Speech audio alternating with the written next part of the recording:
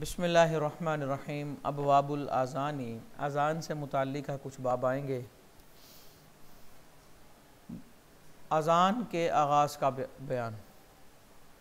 बाबुन फ़ी बदइल अज़ानी, अज़ान का इब्तिदा, अज़ान का आगाज़ कैसे हुआ। हज़रत इब्न उमर रज़ी अल्लाह तआला अन्हुमा कहते हैं, कानल मुस्लिमून हीन क़दिमुल मदीना, कि मुसलमान जब मदीना तशरीफ़ लाए हिजरत के बाद, यानी कि यज्तमिऊना फ़यतहय्यनून अस्सलाता, ये सब जमा हो जाते और नमाज का इंतज़ार करते, क्योंकि लैसा युनादा लहा, नमाज के लिए निदा नहीं दी जाती थी। सब जमा होकर इंतज़ार करते रहते थे कब नमाज का वक्त आएगा, नमाज पढ़ेंगे, कब नमाज का वक्त आएगा। फ़तकल्लमू यौमन फ़ी ज़ालिका, तो एक रोज़ वो इस बारे में हम कलाम हुए। किस बारे में? नमाज के लिए पुकारने के बारे में। तो फ़काला बादुहुम, बाज़ों ने ये तजवीज़ दी, तखिज़ू नाकूसम मिस्ल नाकूस नसारा, ईसाइयों के नाकूस की तरह को नाकूस पकड़ लो, ये ढोल बड़ा जिसको बजाया जाता है। बाज़ ने कहा बूकम मिसला करनिल यहूदी, यहूदियों के सींग की तरह सींग, जिसके अंदर वो आवाज़ देते हैं तो उस आवाज़ दे दी जाएगी। तो हज़रत उमर रज़ी अल्लाह ताला अन्हु कहने लगे, अवला तबअसूना रजुलन युनादी बिस्सलाह, तुम एक शख्स को क्यों नहीं भेजते जो नमाज के लिए बुला लाए, वो जाए और आवाज़ दे भी नमाज का वक्त हो गया, आ जाओ। तो हुज़ूर अलैहिस्सलातु वस्सलाम ने हुक्म दिया है, बिलाल कुम फनादी बिस्सलाह, खड़े हो जाओ और नमाज के लिए बुला कर लाओ। यानी कि सबसे पहला मशवरा यही तय पाया कि ऐलान किया जाएगा नमाज का वक्त होने वाला है। वो किसी भी तरह से हो सकता है, सलातु जामिआतुन, या किसी भी तरह से ऐलान हो सकता है। अब आगे हज़रत अब्दुल्ला बिन ज़ैद रज़ी अल्लाह तआला अन्हु की तफसीली रिवायत आ रही है, जिसके अंदर उन्होंने ख्वाब देखा और फिर जब उन्होंने ख्वाब सुनाया हज़रत बिलाल रज़ी अल्लाह तआला अन्हु ने अज़ान दी तो हज़रत उमर भी दौड़े। अर्ज़ करने लगे, हुज़ूर मैंने भी यही ख्वाब देखा था लेकिन मैं भूल गया था। रिवायतें बताती हैं हज़रत उमर रज़ी अल्लाह तआला अन्हु ने ये ख्वाब हज़रत अब्दुल्ला बिन ज़ैद से 20 रोज़ कबल देखा था। अगली रिवायत देखें, इसके अंदर भी माना वही है, लेकिन इसके अंदर हज़रत बिलाल को हुक्म दिया कि वो अज़ान को 2-2 दफ़ा कहें और इकामत को 1 दफ़ा कहें। अज़ान के कलिमात को 2 दफ़ा दोहराना और इकामत में 1 दफ़ा। ही आगे चैप्टर आ रहा है तो वहाँ इसको डिस्कस करते हैं। अब देखिए जी, ये तफसीली रिवायत हज़रत अब्दुल्ला बिन ज़ैद रज़ी अल्लाह तआला अन्हु कहते हैं, जब हुज़ूर अलैहिस्सलातु वस्सलाम ने, अच्छा पिछली रिवायत में तो ये बात आई ना कि हज़रत बिलाल को हुक्म दे दिया कि वो क्या करें, जाके निदा दें। तो इस रिवायत में आ रहा है हुज़ूर अलैहिस्सलातु वस्सलाम ने नाकूस का हुक्म दे दिया। किसका जी? नाकूस का हुक्म दे दिया। लियुदरबा बिही लिन्नास, कि नाकूस को बजाया जाए लोगों के लिए, लिजमी सलाह, नमाज को जमा करने, नमाज के लिए, जमा के लिए, यानी कि नमाज के वक़्त लोगों को जमा करने के लिए इसको बजाया जाए। इससे ये साबित हो रहा है कि सहाबा किराम की ये मीटिंग फिर हुई थी कि क्या किया जाए कि लोग सारे जमा हो जाए। देखे ना, हो सकता है निदा कर देने वाला वो एक वक्त में हर जगह निदा नहीं दे सकता, उसको निदा देते देते इतना वक्त लग जाता हो। यानी कि ये नशिस्त फिर हुई कि अब क्या किया जाए, तो उसके अंदर नाकूस पर मशवरा तय पाया। वो कहते हैं, ताफा भी वाना नाइमुन, मैं सो रहा था तो मेरे पास एक शख्स आया। ताफा भी, मेरे पास एक शख्स आया, वाना नाइमुन, दरा हाले कि मैं सो रहा था। राजुलन, वो शख्स जो है, यहमलु नाकूसन फी यदी, उसके हाथ में ना नाकूस था। ख्वाब के अंदर एक शख्स आया और उसके हाथ में नाकूस था। फ़कुल्तु लहू, तो मैंने उसे कहा, या अब्दुल्ला, अल्लाह के बंदे, अतबीउन नाकूसा, नाकूस बेचेगा? वो कहने लगा, वमा तस्नऊ भी, तू करेगा क्या? तो मैंने अर्ज़ किया, नदऊ बिही इलस्सलाह, इसके ज़रिए हम अज़ान नमाज के लिए बुलाएंगे। वो ख्वाब देख लिया ना साथ ही हुज़ूर ने जब नाकूस का हुक्म दे दिया। तो वो कहने लगा शख्स, अफ़ला अदुल्लुका अला मा हुआ खैरुम मिन ज़ालिका, क्या मैं तुझे नाकूस की बजाय वो चीज़ ना बताऊं जो नमाज पर बुलाने के लिए ज़्यादा बेहतर है? कुल्तु लहू बला, तो मैंने कहा जी क्यों नहीं, हुजूर यही तो मशवरा ले रहे हैं कि किस तरह बुलाया जाए। तो वो शख्स कहने लगा, वो ख्वाब में जो था, तक़ूलु अल्लाहु अकबर अल्लाहु अकबर फ़ज़कर अल-अज़ान वल इक़ामा, यानी कि पूरी अज़ान और इक़ामत को ज़िक्र किया, पूरी अज़ान और इक़ामत ज़िक्र की। कहते फ़लम्मा अस्बहतु अतैतु रसूलल्लाहि सल्लल्लाहु अलैहि वसल्लम, सुबह हुई तो मैं हुजूर की बारगाह में हाजिर हो गया, मैंने ख़बर दी बीमार आई तो जो मैंने देखा। तो आपने फरमाया इन्ना लरुया, कि बेशक ये जो ख्वाब है ना ये हक है इंशाअल्लाह। फ़कुम मा बिलाल, हज़रत बिलाल के साथ खड़े हो जाओ। क्या मतलब कि उन्हें आप बताते जाएँ अज़ान की कलिमात और वो देते जाएंगे अज़ान। क्यों? क्योंकि हज़रत बिलाल की आवाज़ जो है वो सबसे बुलंद थी। अल्लाह अकबर। फ़जअल्तु अलकीही अलैहि व युअज़्ज़िनु बी, कहते मैं साथ खड़ा हो गया और मैं उन्हें बताता गया और वो अज़ान देते गए। फ़समिअ ज़ालिका उमर इब्नुल ख़त्ताब व हुवा फ़ी बैतिही, जब ये कलिमात हज़रत उमर रज़ी अल्लाह तआला अन्हु ने अपने घर में सुने, फ़ख़रजा यजुर्रु रिदाअहु, तो फ़ौरन निकले अपनी चादर को तैबंद को घसीटते हुए, यानी कि चादर भी नहीं ठीक की, उसी तरह घसीटते हुए निकले और कहने लगे वल्लज़ी बाअस बिल हक़ या रसूल अल्लाह, कसम है उस ज़ात की जिसने आपको हक़ के साथ भेजा, लक़द रअयतु मिस्ला मा रअा, मैंने भी यही देखा था जो इन्होंने देखा है। तो हुज़ूर अलैहिस्सलातु वस्सलाम ने कहा फ़लिल्लाहिल हम्द, अल्लाह के लिए तारीफ़ है, यानी कि बात अब पहले से ज़्यादा मजबूत हो गई।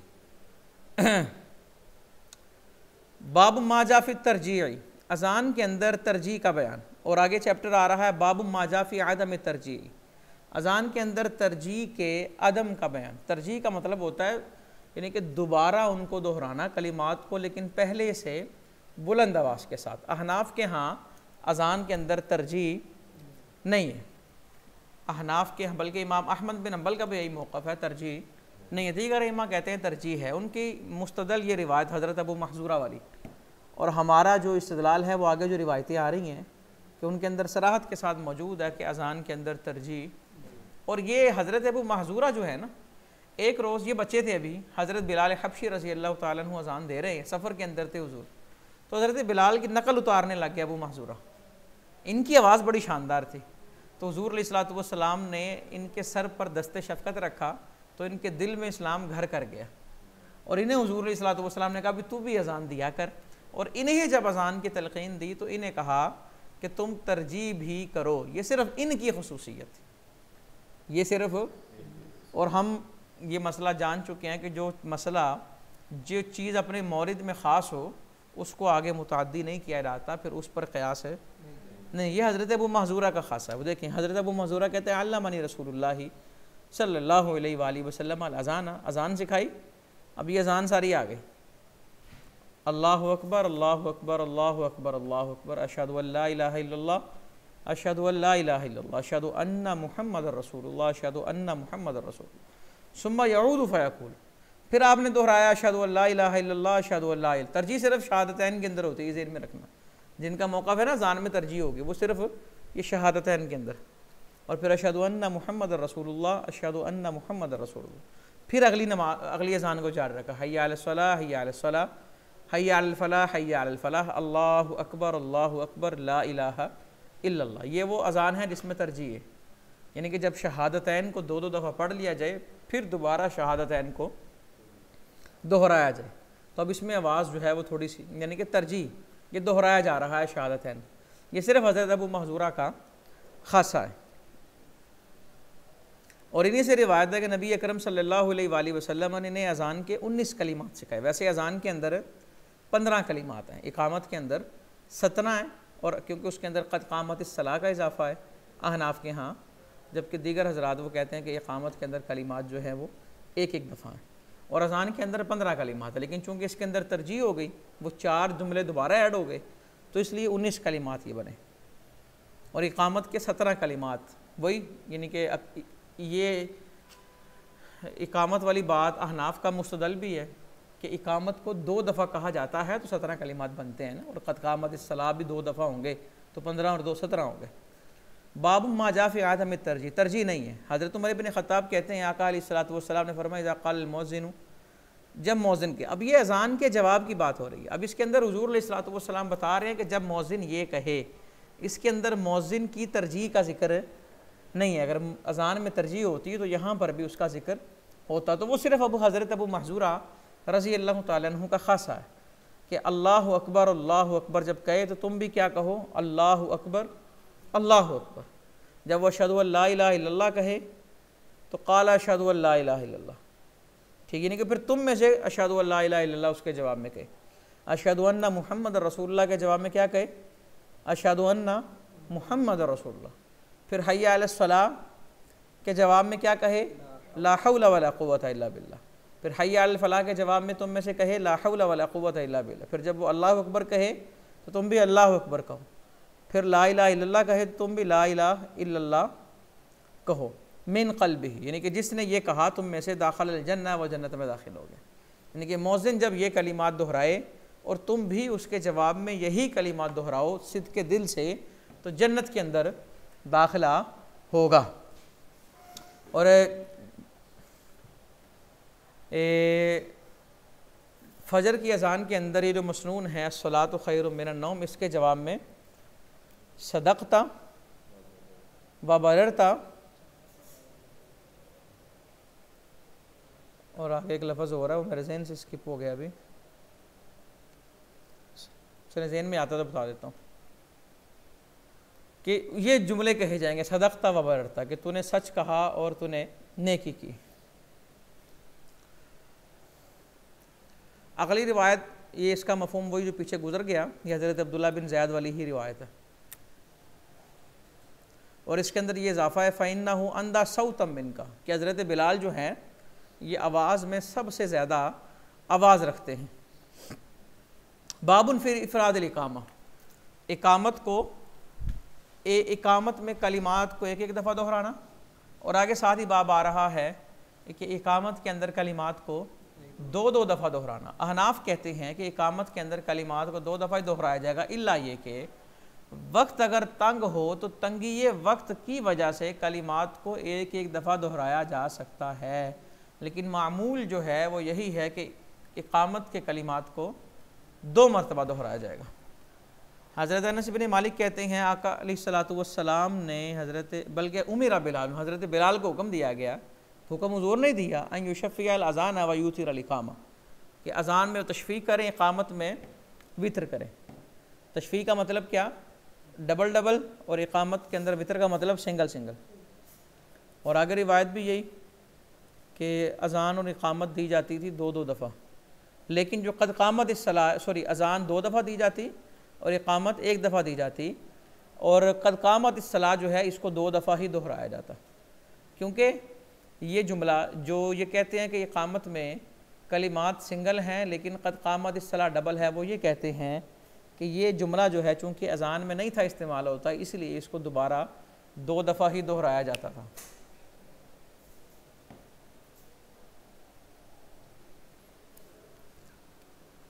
अब आगे देखेंगे हज़रत अब्दुल्ला बिन ज़ैद की रिवायत,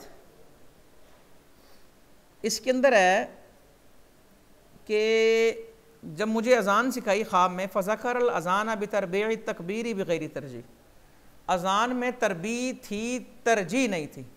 तरबी का मतलब है अल्लाह अकबर को 4 दफ़ा बयान करना, और इकामत को सिंगल सिंगल, लेकिन जो क़द क़ामत सलाह है इसे 2 दफ़ा मुझे सिखाया गया।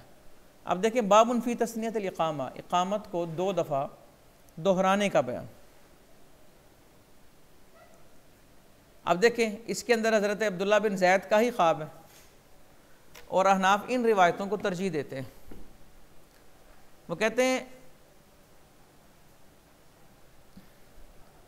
सहाबा कहते हैं हज़रत अब्दुल्ला बिन ज़ैद अंसारी हुजूर के पास आए, अर्ज़ करने लगे मैंने ख्वाब में एक शख्स को देखा और उसके ऊपर 2 सबज़ चादरें थी, वो खड़ा हो गया दीवार के ऊपर, और फ़अज़्ज़ना मसना व मसना मसना मसना व अक़ाम मसना मसना, कि उसने दीवार पे खड़े होकर अज़ान दी 2-2 दफ़ा।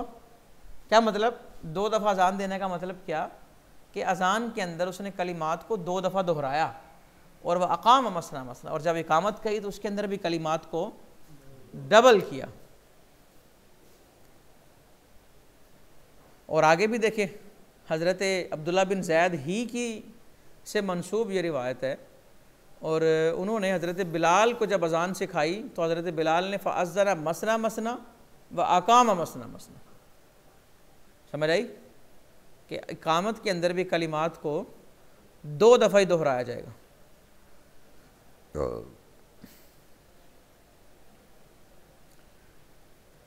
आगे फिर अब्दुल्ला बिन ज़ैद अंसारी की रिवायत, समेत अज़ान रसूलुल्लाह सल्लल्लाहु अलैहि वसल्लम, मैंने हुजूर की अज़ान को सुना, अज़ान और इकामत मसना मसना, दो दो दफ़ा कलिमात को दोहराया जाता। और वही रिवायत आगे जो पीछे गुजरे हज़रत अबू महज़ूरा वाली, कि अज़ान के अंदर 19 कलिमात और इकामत के अंदर 17 कलिमात। 19 वाली बात हमने पहले इस पर बहस कर ली कि ये सिर्फ हज़रत अबू महज़ूरा का ख़ासा था, उन्हें तरजीह का हुक्म दिया। और इकामत वाली जो बात है वो यहाँ पर भी यही है कि इकामत के कलिमात कितने हैं? 17। तो 17 कलिमात तभी बनेंगे जब इकामत को दो दो दफ़ा पढ़ा जाएगा। अगली रिवायत का मफ़हूम भी इसी तरह ही है। आगे फिर हज़रत अबू महज़ूरा वाली रिवायत, उसके अंदर इकामत का दो दो दफ़ा ज़िक्र है। आगे हज़रत बिलाल की रिवायत आ गई। हज़रत बिलाल रज़ी अल्लाह तआला अन्हु अज़ान को 2 दफ़ा पढ़ते, इकामत को भी 2 दफ़ा, तकबीर से शुरू करते, व यख्तिमु बित्तकबीर, और तकबीर पर ही ख़त्म करते। आगे इस सारी रिवायतों से यही साबित हो रहा है कि अज़ान भी 2 दफ़ा है और इकामत भी। बाबु मा जा फ़ी सलात फ़ी अस्सलातु खैरुम मिनन नौम, चूँकि ये राब हिकाई होगा। अस्सलातु खैरुम मिनन नौम के बारे यह बयान है कि फ़जर की अज़ान के अंदर ये कहना मसनून है।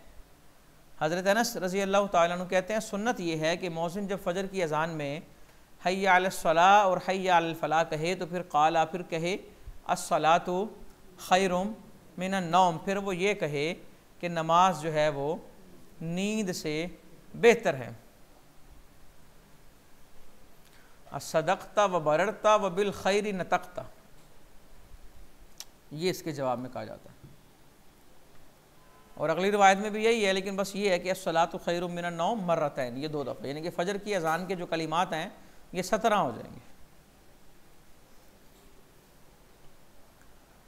बाबुन फ़ी तहवीलिल वजही यमीनन व शिमालन, अज़ान देते हुए चेहरे को दाएं और बाएं घुमाना, यानी कि मौज़िन जब हय्या अलस सलाह कहे तो दाएं तरफ मुँह कर ले, और जब हय्या अलल फ़लाह कहे तो बाएं तरफ। असल में अज़ान दी जाती थी मनारे में, मस्जिद के अंदर अज़ान देना वैसे ही मकरूह है,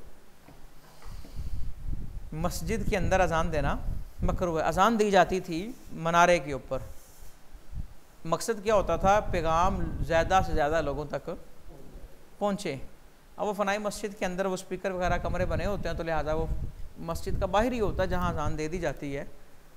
अच्छा जी, जब वो अज़ान देते हुए दाएं तरफ मुँह करने का मकसद क्या होता था कि आवाज़ यहाँ दूर तक जाए, और बाएं तरफ मुँह करने का मकसद क्या होता था कि यहाँ भी आवाज़ जाए। और अज़ान देते हुए कानों में उंगलियाँ रखी होती थी। ये कोई अज़ान का हिस्सा नहीं है कानों में उंगलियाँ रखना, ये सिर्फ इसलिए रखी होती थी कि ताकि आवाज़ और ज़्यादा निकले, और ज़्यादा बुलंद आवाज़, क्योंकि जब कानों के अंदर रुई या हैंड फ्री या कुछ लगा हो ना तो इंसान ऊंचा बोलता है, ताकि आवाज़ को बुलंद करने के लिए। अगर स्पीकर वगैरह हैं तो फिर ये अज़ान के अंदर कोई, ये अज़ान का हिस्सा नहीं है कि कानों के अंदर उंगलियां देंगे तो अज़ान होगी। बाद लोगों को हमने लड़ते देखा है कि जो जनाब इसने अज़ान दी है और कानों में उंगली नहीं रखी, तो ये कोई अज़ान का हिस्सा नहीं है। हज़रत अबू जुहाफ़ा कहते हैं अन्नहु रआ बिलालन युअज़्ज़िनु, हज़रत बिलाल रज़ी अल्लाहु अन्हु को अज़ान देते देखा।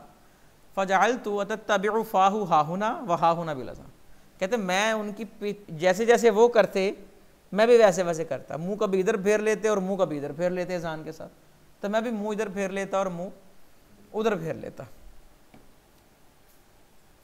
अब अगली रिवायत में वजाहत के साथ है फ़लम्मा बलगा हय्या अलस्सलाह हय्या अलल फ़लाह, आगे लफ़ व नशर मुरतब है। लव्व उनूक़हु यमीनन व शिमालन, जब हय्या अलल सलाह कहा तो अपनी गर्दन को दाएं, और जब हय्या अलल फ़लाह कहा तो अपनी गर्दन को बाएं। वलम यस्तदिर, सिर्फ अपनी चेहरे को, गर्दन को फेरा है, पूरा नहीं फिरे, यानी कि अपना सीना नहीं आपने घुमाया, घूमे नहीं है, सिर्फ अपना मुंह घुमाया है। समझ आई ना?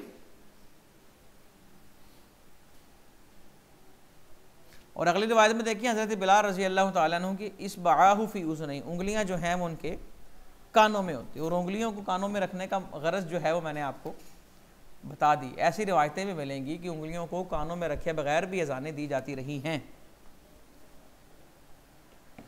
बाबु मा यक़ूलु इंदा सिमाइल अज़ानी, अज़ान सुनते वक़्त क्या कहा जाए। ये अभी पीछे रिवायत के अंदर ज़िम्नन ये बात भी साबित हो गई। हम वहाँ साबित तो ये कर रहे थे कि अज़ान के अंदर तरजीह नहीं है, लेकिन वहाँ साथ ये भी साबित हो गया कि अज़ान के जवाब में क्या कहा जाएगा। आप अलैहिस्सलातु वस्सलाम ने फरमाया इज़ा समिअतुमुन निदा फ़क़ूलू मा यक़ूलुल मुअज़्ज़िन, जब तुम अज़ान सुनो तो वही कहो जो मुअज़्ज़िन कहता है, यानी कि वही कलिमात दोहराने हैं।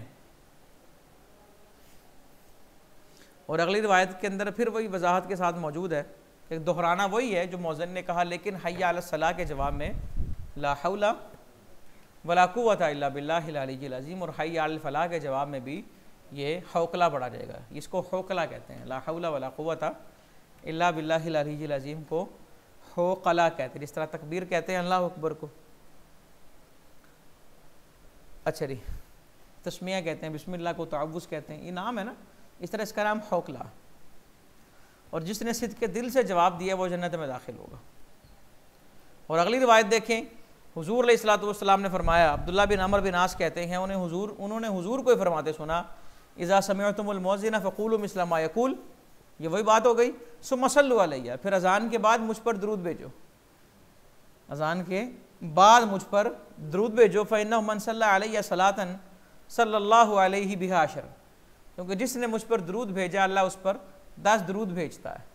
सुम्मा सल्लल्लाहु लियल वसीला, था फिर अल्लाह से मेरे लिए वसीला मांगो, ये एक मकाम है, फ़इन्नहा मंज़िलतुन फ़िल जन्नह, ये मकाम है एक जन्नत में, ला तंबग़ी इल्ला लिअब्दिन मिन इबादिल्लाह, अल्लाह के बंदों में से सिर्फ एक को ही ये मकाम मिलेगा।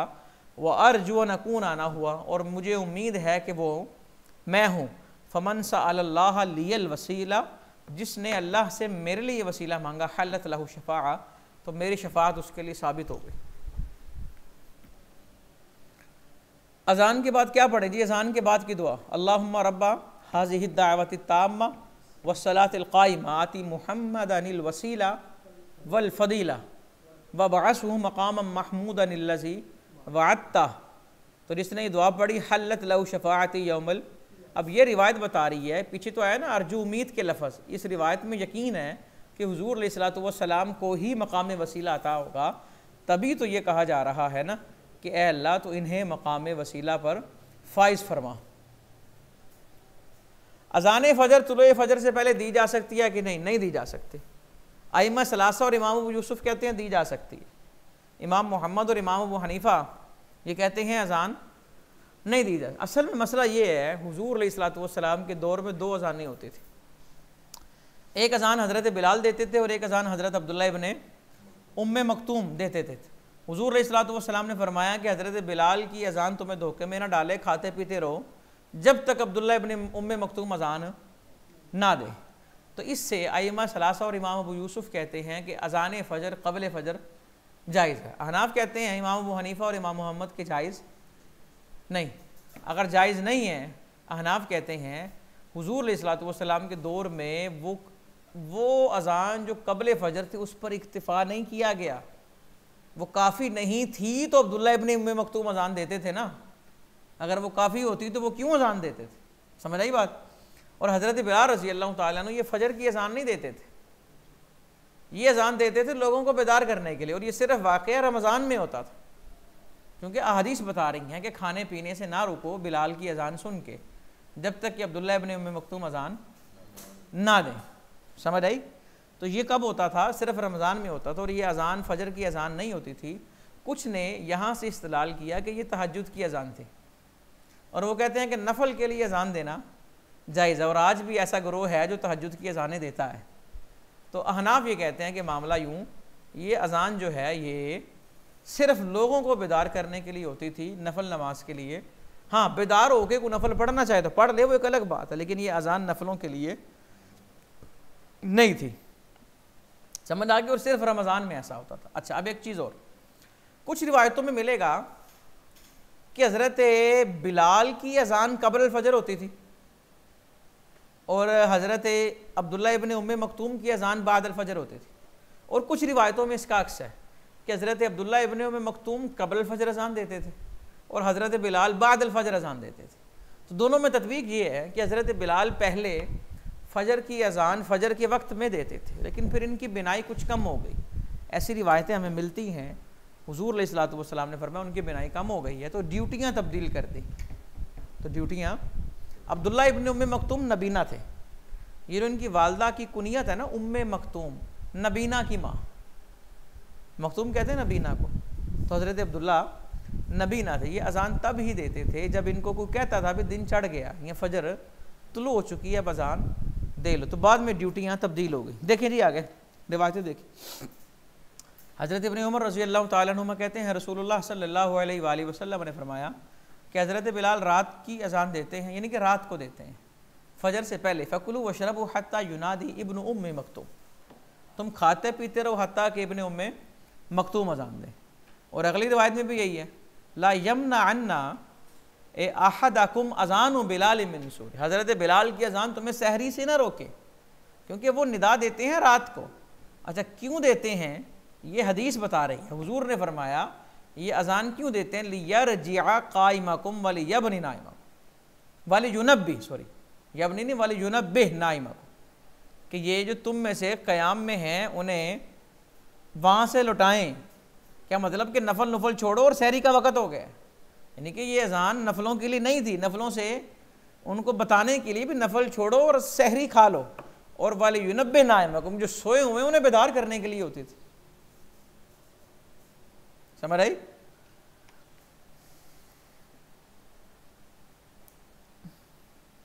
अब देखें ये जो रिवायत है 459, हज़रत अनस कहते हैं रसूलुल्लाह सल्लल्लाहु अलैहि वसल्लम ने फरमाया तुम्हें बिलाल की अजान धोखे में ना डाले, फ़इन्ना फ़ी बसारी ही शैया, उनकी आँख में कोई मसला आ गया, यानी कि बसारत उनकी कमज़ोर हो चुकी है, वो बसा औकात वक़्त से पहले अजान दे देते हैं। समझ आई?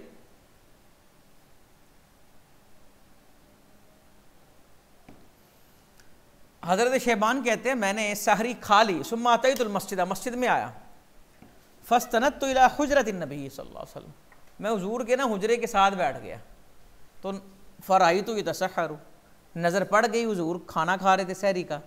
तो आपने देखा ना कि हज़रत अबू यहया, ये शैबान की कुनियत है, देख रहे हैं, तो कहा हुजूर ने कहा अबू यहया तुम हो? कुल तो नमार्ज़ के जी हुजूर मैं हूँ, हलुम्मा इलल गदा, आओ सहरी खा लो। कहते मैंने अर्ज़ किया इन्नी उरीदु सियामा, मैं रोज़े की नीयत कर चुका हूँ। आपने फरमाया हम भी रोज़ा रखना चाहते हैं, लेकिन हमारा जो मौज़िन है ना इसकी आंखों में कोई बीमारी आ गई है। आपने फरमाया कि इन्होंने फजर से पहले ही अजान दे दी है। फिर आप मस्जिद के लिए निकले, फ़हरुमत ताम, और खाने से रुक गए। हरुमत ताम का मतलब क्या कि अब सहरी का वक़्त ख़त्म हो जाए ना तो खाना नहीं खाते। वकान ला युअज़्ज़िनु हत्ता युस्बिहा, और अजान नहीं देते थे हत्ता के सुबह, यानी कि फिर अजान जो है वो कब दी गई, जब फजर जो है वो तुलू हुई। समझ आ गई? अभी देखें ये वो रिवायत आ गई जिसके अंदर हज़रत बिलाल रज़ी अल्लाह तआला अन्हु ने कब्ल अज़ वक़्त अजान दी। तो हुजूर अलैहिस्सलातु वस्सलाम ने फरमाया मा हमलका अला ज़ालिका, भाई तूने अजान क्यों दी है वक़्त से पहले? अर्ज़ किया हुजूर मैं बेदार हुआ और मुझे लगा कि अन्नल फजर तला, कि फजर तुलू हो चुकी है। हुजूर मैंने मुगालते में अजान दी है जल्दी। तो आपने फरमाया जाओ मदीना में जाके ना गलियों में ऐलान करो अन्नल अब्द कद नामा, कि बेशक बंदा सोया हुआ था। फिर वो उठा, नहीं सॉरी अन्नल अब्द कद नाम, ये जाके ऐलान करो कि बंदा सो रहा था, यानी कि लोगों को बता दो कि अजान जो वक़्त से पहले हुई है ये गलती से हुई है। सुम्मा अक़अदहु इला जंबिही, फिर हुजूर ने हज़रत बिलाल को अपने पहलू में बिठा लिया, हत्ता तलअल फजर, हत्ता के फजर तुलू हो गया। और दीगर रिवायतें बता रही हैं कि जब फजर तुलू हुई तो आपने दोबारा फजर की अजान कहने का हुक्म दिया।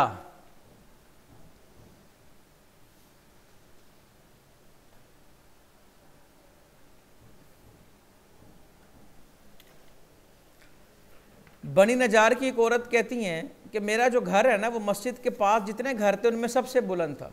तो हज़रत बिलाल सहरी के वक़्त आ जाते, उस पर बैठकर वो फजर देखते रहते। फ़ैज़ा रआहु अज़ान, जब फजर तुलू होती तो वो अजान देते। यानी कि सारी रिवायतें यही बता रही हैं कि अजान फजर तुलुए फजर के बाद है, पहले नहीं। वो जो पहले होती थी वो सिर्फ रमज़ान में, और वो फजर की अजान नहीं होती थी, वो अजान थी लोगों को बेदार करने के लिए। और सबसे बड़ी बात यह कि अगर वो अजान फजर थी उस पर किफ़ायत करना दुरुस्त था तो फिर दोबारा अजान फजर क्यों दी जाती थी?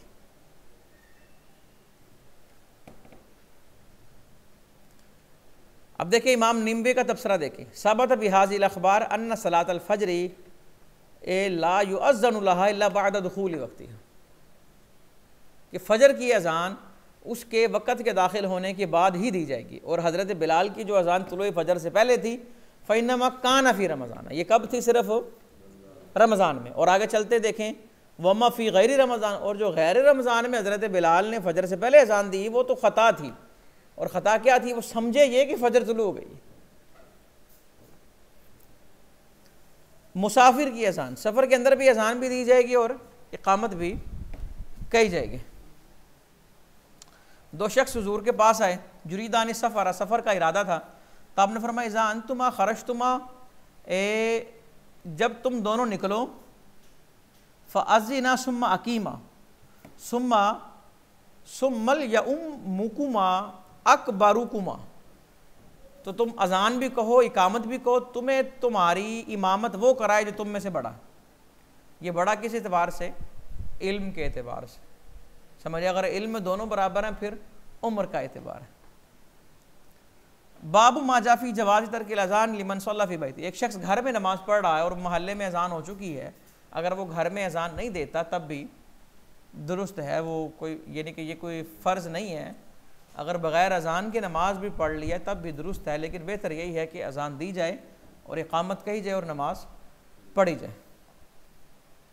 अकेला आदमी हो तो फिर वो भी अज़ान दे और वो भी इक़ामत कहे। अच्छा जी, अस्वद और अलकमा कहते हैं हम हज़रत अब्दुल्ला के पास उनके घर में आए तो नमाज पढ़ी गई। उनका खड़े हो नमाज पढ़ो और अज़ान और इक़ामत का हुक्म नहीं दिया। यानी कि बग़ैर अज़ान और बग़ैर इक़ामत के घर के अंदर अगर कोई नमाज पढ़ता है तो दुरुस्त है, ये चीज़ ममनू नहीं है।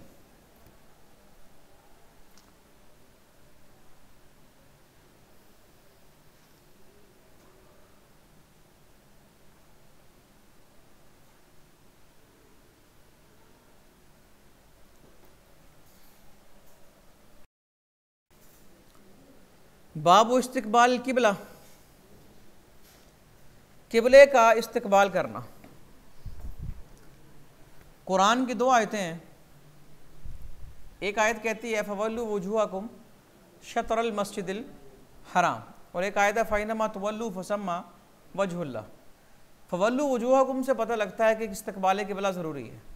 फ़इन्नमा तुवल्लू से पता लगता है इस्तिक़बाल किबला ज़रूरी नहीं है कि जहाँ पर भी मुँह करोगे अल्लाह की रहमतें तुम्हारी तरफ मुतवज्जह हैं। तो उसका जवाब ये है कि फ़वल्लू वाली आयत नासिख है और फ़अइनमा वाली आयत मनसूख है। यहाँ फिर फ़अइनमा वाली आयत उस शख्स के लिए है जो सफ़र में है और उस पर किबला मुश्तबे हो चुका है। या ये सलातुल खौफ के बारे में कि दुश्मन सामने है, खौफ की नमाज़ पढ़नी। या फिर ये आयत मुतनफ़िल अलद दाबा के बारे है, जो जानवर पर नफल पढ़ रहा है उसके बारे में, वो कहीं पर भी रुख करे तो वो नमाज़ पढ़ सकता है। जिस तरह ट्रेन का रुख कहीं है, अब उसके अंदर जहाज़ का रुख कहीं है कि इस्तिक़बाल किबला मुमकिन ही नहीं, जहाज़ तो है ही ऊपर, किसी सूरत इस्तिक़बाल किबला नहीं हो सकता। तो क्या करें? तो वहाँ पर जहाँ पर भी मुँह है नमाज़ पढ़ लें, फ़र्ज़ उसका साकित हो जाता है। बहरहाल इस्तिक़बाल किबला ज़रूरी है, इसके बग़ैर नमाज दुरुस्त नहीं होगी। हुज़ूर अलैहिस्सलातु वस्सलाम, अच्छा, और इस्तिक़बाल किबला में एक मसला आएगा, तहवील किबला। मक्का के अंदर नमाज पढ़ते थे जो काबे की तरफ मुँह करके, तो सामने काबा भी होता था और बैतुल मक़दस भी होता था। यानी कि इस तरह आप काबे के आगे खड़े होते कि काबा भी सामने रहता और बैतुल मक़दस भी रहता। और जब मदीना आए तो 16 या 17 माह के तक मुसलमान जो है वो बैतुल मक़दस की तरफ मुँह करके नमाज़ पढ़ते रहे। फिर आपने ख्वाहिश का इजहार किया कि किबला जो है वो काबा बन जाए, तो अल्लाह ने आपकी मर्ज़ी के मुताबिक काबा को किबला बना दिया। तो फिर अब 2-3 तरह की रिवायतें मिलेंगी। एक रिवायत में मिलेगा कि इलल काबा जो पहली नमाज अदा की गई वो ज़ोर की थी। एक रिवायत में मिलेगा इलल काबा जो पहली नमाज अदा की गई वो असर की थी। और एक रिवायत में मिलेगा इलल काबा जो पहली नमाज अदा की गई वो फजर की थी। अब तीनों में तत्बीक है, तारुज़ नहीं है कि मस्जिद जो सलमा थी जहाँ हुज़ूर मौजूद थे, वहाँ पर सबसे पहले इलल काबा जो नमाज अदा की वो नमाज थी नमाज ज़ोहर। इस मस्जिद को मस्जिद किबलातैन भी कहते हैं। और फिर यहाँ से जब ख़बर नमाज़ पढ़ने वाले ने बाहर गया, मस्जिद नबवी में देखा नमाज़ पढ़ रहे हैं, तो उसने जाकर ऐलान किया, तो फिर वहाँ पर पहली नमाज इलल काबा जो अदा की गई वो असर की थी, और मस्जिद कुबा में जो पहली नमाज इलल काबा अदा की गई वो क्या थी? फजर की थी। यानी कि तीनों रिवायतें दुरुस्त हैं और मुख्तलिफ मौक़ों की रिवायतें हैं। आगे देखें, हज़रत इब्ने अब्बास रज़ी अल्लाह अन्हुमा कहते हैं रसूलुल्लाह सल्लल्लाहु अलैहि वसल्लम मक्का में इस तरह नमाज़ पढ़ते कि बैतुल मुक़द्दस और काबा आपके सामने होता।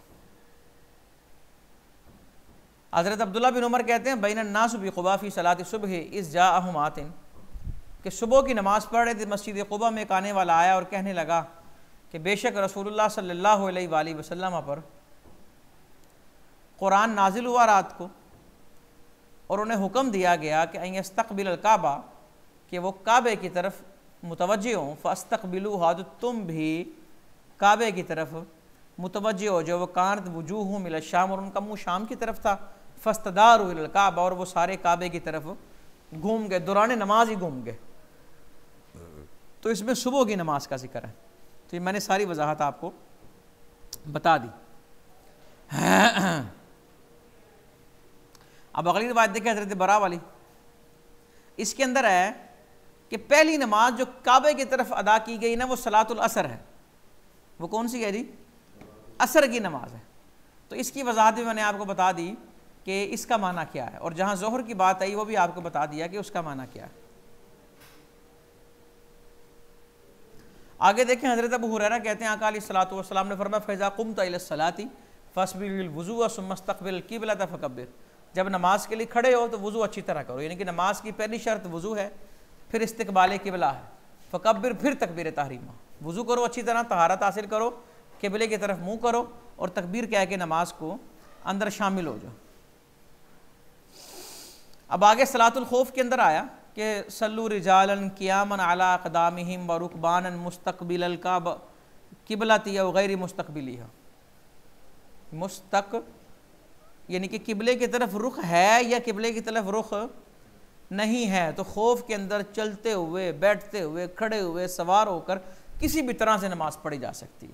तो यानी कि जहाँ आया जिन रिवायतों से ये साबित है कि इस्तक़बाल किबला ज़रूरी नहीं, तो ये बात हो रही है सलातुल खौफ की, या फिर उस शख्स की जिस पर किबला मुश्तबे हो चुका, या वो शख्स जो ऐसे सफ़र में है कि जहाँ इस्तक़बाल किबला मुमकिन ही नहीं है। समझ आई? बाज़ औक़ात सफ़र ऐसा होता है गाड़ी में, इंसान किबला रुख होता है, वो किबला रुख हो, उसने नीयत बांध ली, अब गाड़ी घूम गई है तो अब उस पर घूमना ज़रूरी नहीं, वो नमाज को अपनी जारी रखेगा।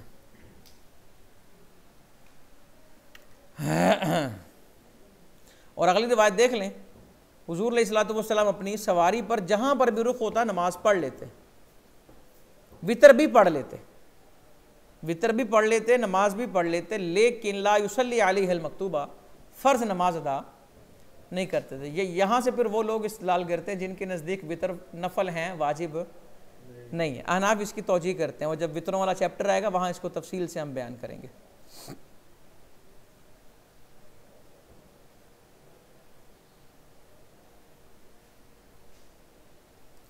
सुतरतुल मुसल्ली, नमाजी का सुतरा। कुछ रिवायतें बताएंगी कि नमाजी के आगे से गधा, औरत या कुत्ता गुजर जाए तो नमाज टूट जाती है, और कुछ रिवायतें बताएंगी कि नमाजी के आगे से गुजरने से नमाज नहीं टूटती। तो दोनों में तत्बीक ये है कि ये चीज़ें नमाज को तोड़ती तो नहीं, लेकिन नमाज टूटने का सबब बन सकते हैं। अलबत्ता नमाजी के आगे से गुजरने का गुनाह है, गुनाह है। तो नमाजी के आगे गुजरते हुए गुनाह से बचने का तरीका क्या है कि सुतरा, कोई आड़ रख ली जाए जिसकी वजह से, या फिर अगर दूर इतना, मिसाल के तौर पे मस्जिद में नमाज पढ़ा आदमी और 3 सफ़ों के बाद से कोई गुजरता है तो ये गुनाह नहीं है, और इस तरह की सूरत हाल में सुतरा रखने की भी ज़रूरत नहीं है। या आदमी को मजबूर है गुजरने वाला, वज़ू टूट गया, उसने गुजर के वज़ू खाने जाना है, तो वो शख्स भी जो है वो गुनाहगार नहीं होगा। देखिए हुज़ूर अलैहिस्सलातु वस्सलाम ने फरमाया लौ यालमुल मारु बैना यदैहिल मुसल्ली माज़ा अलैहि मिनल इस्मी, अगर नमाजी के आगे गुजरने वाला जान ले उस पर कितना गुनाह है तो वो 40 खड़ा रहे, गुजरे ना। 40 का मतलब क्या? 40 दिन, 40 साल, ये वजाहत नहीं है। यानी कि वो 40 साल भी अगर खड़ा उसको रहना पड़े, जो अक्सर ने इसकी वजाहत की है, तो वो खड़ा रहे और आगे से गुजरे ना। और ग़ज़वा तबूक के अंदर हुजूर से नमाजी के सुतरे के बारे पूछा गया तो आपने कहा कजावे का, ये जो पीछे लकड़ी नहीं लगी होती, का मुअख्खरतिर रहले, ये कजावे के पीछे जो लकड़ी लगी होती है, बस इस तरह की जो चीज़ होगी वो सुतरा बन जाएगी। और आगे देखें, फरमाया यक़ताउ सलातहु अल हिमारु वल मरअतु वल कल्बुल अस्वद, नमाज को गधा, औरत और काला कुत्ता तोड़ देता है। रावी कहते हैं मैंने पूछा अबू ज़र काले कुत्ते का क्या कसूर है? ये काला कुत्ता कहा, लाल और पीला नहीं कहा। कहा मेरे भतीजे मैंने यही बात हुजूर से पूछी जो तूने मुझसे पूछी, तो आपने फरमाया काला कुत्ता शैतान है। काला कुत्ता क्या है? शैतान है। और आगे देखें, जब कोई तुम में से ये कजावे की लकड़ी की तरह कुछ चीज़ अपने आगे रख ले और वो नमाज पढ़े, फिर गुजरने वाले पर कोई हरज नहीं है वो उससे आगे गुजरे। और आगे फिर वही रिवायत है कि यक़तउ सलाता अल कल्ब वल हिमार वल मरअ, कि ये चीज़ें नमाज को तोड़ देती हैं। अब आगे देखें, फ़ज़ल बिन अब्बास कहते हैं अताना रसूलुल्लाह सल्लल्लाहु अलैहि वसल्लम व नहनु फ़ी बादियतिन लना व माहू अब्बास फ़सल्ला फ़ी सहराइन लैसा बैना यदै सुतरा। हुजूर हमारे पास तशरीफ़ लाए और हुजूर के साथ हज़रत अब्बास भी थे हमारे यहाँ देहात में, तो सहरा के अंदर नमाज पढ़ाई आपने, आगे सुतरा नहीं था, और हमारे गधे कुत्ते ये सारे हुजूर अलैहिस्सलातु वस्सलाम के आगे से गुजरते रहे, चलते फिरते रहे, तो आपने इस पर कोई हर्ज महसूस, यानी कि इनसे फ़ी नफ्सी ही नमाज टूटती, लेकिन ये नमाज टूटने का सबब बन सकते हैं। क्या मतलब कि जहन इनकी तरफ मुतवज्जे होगा और जहन भटकेगा और हो सकता है इंसान कोई ऐसा काम कर ले जो माने सलात है जिसकी वजह से नमाज टूट जाए। अब आगे देखें, हम गधों को छोड़ देते, वो ज़मीन से सब्जियां खाते, ज़मीन के उगे हुए पट्ठे वगैरह खाते, और हम अपनी नमाज पढ़ रहे होते।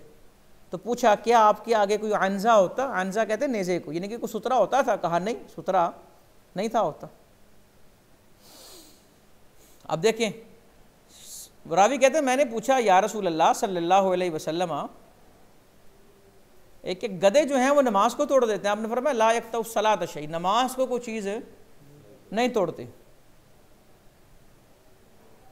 नमाज को कोई चीज़, वो गधे आगे से गुजरे ना तो इन्होंने नमाज के दौरान ही सुबहान अल्लाह कहना शुरू कर दिया। तो हुजूर अलैहिस्सलातु वस्सलाम ने पूछा ये सुबहान अल्लाह कहा किसने था? तो अर्ज़ किया हुजूर मैंने, और फिर साथ ही कहा मैंने सुना ये है कि गधे गुजरने से नमाज टूटती है। तो आपने फरमाया नमाज को कोई चीज़ नहीं टूटती, नहीं तोड़ती। आगे भी देखें, ला यक़तउ सलात शैउम मिम्मा यमुर्रु बैना यदैहिल मुसल्ली, मुसल्ली के आगे गुजरने वाली चीज़ों में से कोई चीज़ नमाज को नहीं तोड़ती। आगे सारी रिवायतें जो हैं उनका मफ़हूम यही है। मसाजिद, जिसने अल्लाह के लिए मस्जिद बनाई अल्लाह उसके लिए जन्नत में घर बनाएगा।